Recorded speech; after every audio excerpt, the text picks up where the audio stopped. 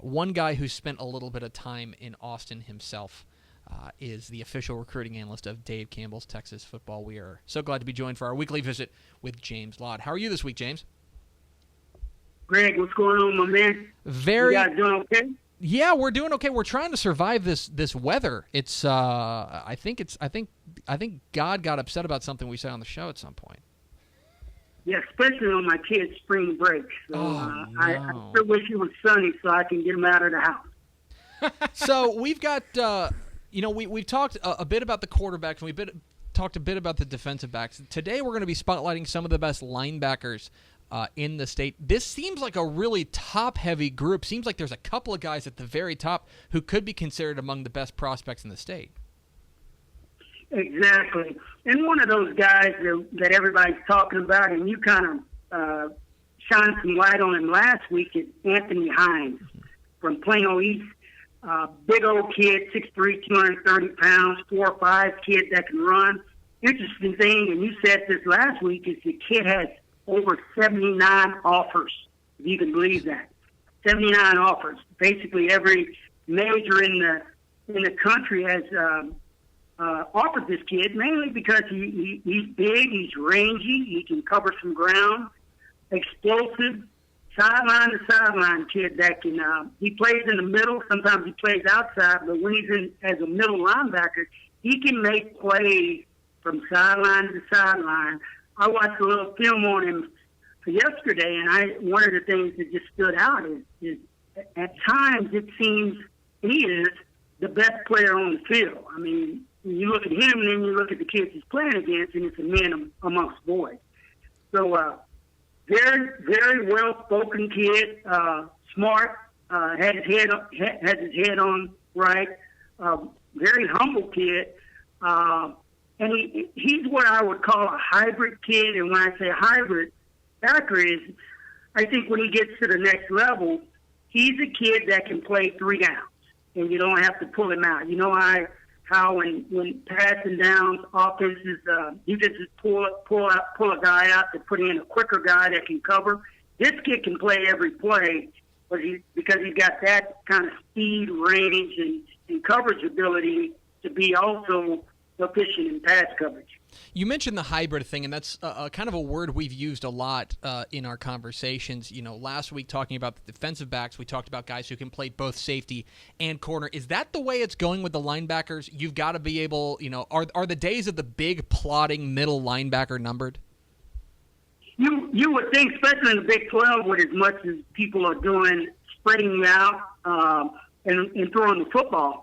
But even when they run the ball, they've got you in situations where you're going to be in a bunch of one-on-one situations. So the rangier, athletic kid is gonna win those battles and be more efficient for you because you've got a kid that can tackle in space, can run down plays from sideline to sideline, and then to tackle those little slot receivers on those screens and things like that. So that's kind of where it's shifting to.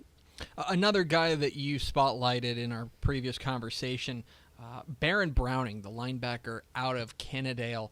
Kennedale was known this year for their running back Q Wadley, who's off to UTEP. But I know that you've had your eye on Baron Browning for a little bit here. When you watch him play, when you watch him on film, what really jumps off the screen to you?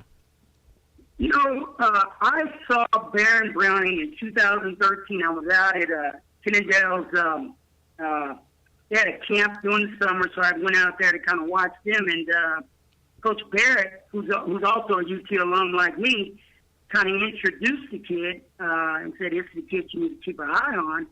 And it was after Baron's freshman season. And what piqued my interest in our conversation was he tells me that the kid was on the track team and had just coming from the UIL state meet and was a gold medal winner as a member of the 4x2 100-meter relay. I said, "A linebacker?" He's like, "Yes. You need to put him in your database. He's going to be a big-time guy." So I remember from that point on, I started watching the kid, and immediately he jumped out on tape as a guy that I knew was going to be one of the top guys one day. 38-plus offers. Here's another interesting thing. Not only does he run track, he's also like a regional champion in powerlifting. He's actually qualified for state in powerlifting. So that combination of a football player that's that athletic where he can be on your sprint relay on the track team and also a powerlifter on your powerlifting team and be one of the best in the state is unheard of. But it's once again, I think that shift of going towards guys that are athletic, that can run, that can match up more with these spread offenses these days that have defenses spread out. And so you need guys out there that can run down plays and tackle in space. We're talking. I didn't mean to interrupt you. We're talking with James Lott, the official recruiting analyst of Dave Campbell's Texas Football here on DCTF Live. Get involved in the conversation at hashtag DCTF Live. James, I wanted to ask you a little bit about statistics because, when we look at running backs and quarterbacks and receivers, it's easy to see numbers that jump off the page. You can't fluke your way into a 3,000-yard passing season. There are some numbers that speak for themselves. From a defensive perspective, how much attention do you pay, if at all, to maybe the statistics and the numbers that these kids are putting up? Some, but not a lot when you're looking at defensive guys. What I look at mainly is I cut on the film and basically if a kid, because a kid can be in a situation where he has 150 tackles, but, you cut on the film and you're not blown away. Mm-hmm. So for me, as I evaluate, I'm looking for guys that I foresee as guys that would project out as guys that can play at the next level at a major institution, at Texas, or Baylor, or Arkansas, or Oklahoma. So I'm looking for guys that I think that have the ability to play for those guys on Saturday. So stats mean something on defense, but now sometimes when I look at safety, sometimes one thing I'll look at is their ability to intercept balls. So if you're a kid and you're rolling back there and you've got 9-10 interceptions a year, then that would tell me immediately that you got excellent ball skills and you're pretty instinctive as a free safety or a cornerback, but not as much for me at linebacker and defensive line. One other guy you spotlighted here this week is Levi Jones at Austin Westlake, of course, under noted defensive guru Todd Dodge. I want to know, when you look at Levi Jones, obviously helping to guide the Chaps to a state title game, what about him really impresses you? Similar kid, 6'3", 215.